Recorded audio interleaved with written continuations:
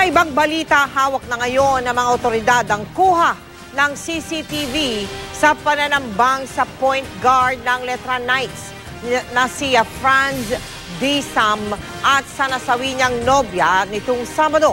Babala po, medyo maselan po ang video ang inyong mapapanood. Nakatutok si Bernadette Reyes. Pasado na sa Sabado ng gabi, makikita sa kuha ng CCTV ito na normal ang daloy ng trapiko sa Domingo, San Juan. Pagsapit ng 6:46, makikita ang silver Nissan Sentra na minamaneho ng point guard ng Letra Knights na si Franz Disam.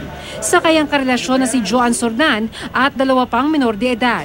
Maya-maya kasabay na nito ang isang silver na motorsiklo. Nang matapat sa kotse, sunod-sunod na pinaputokan ng driver ng kotse.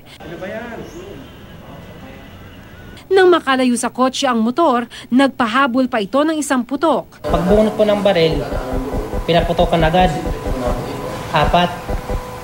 Tapos, gumilid muna yung driver ng kotse. Yung motor po na parang silver po siya.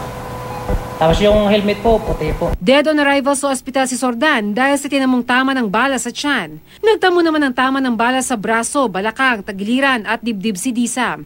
Pero stable na raw ang kondisyon nito habang nagpapagaling sa ospital.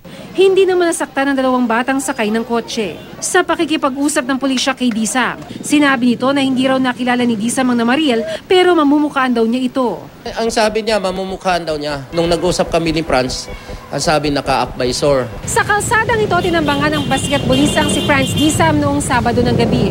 Bukod sa CCTV video na hawak ng pulisya, malaking tulong din daw sana ang isang cellphone video na kuha ng isang sibilyan.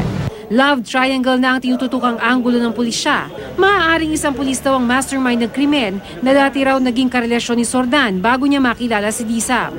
Mahigit 1 taon na nakalipas, pinagbantaan na raw si Disam ng sospek. Hindi pa natin malalaman kung talagang aktibo o dating pulis ito. Pinapunta ko na yung aking investigador sa Campo Crame sa ating Records and Management Division para alamin kung mayroong ganong pangalan sa aming roster. Bernadette Reyes, Nakatutok, 24 Oras.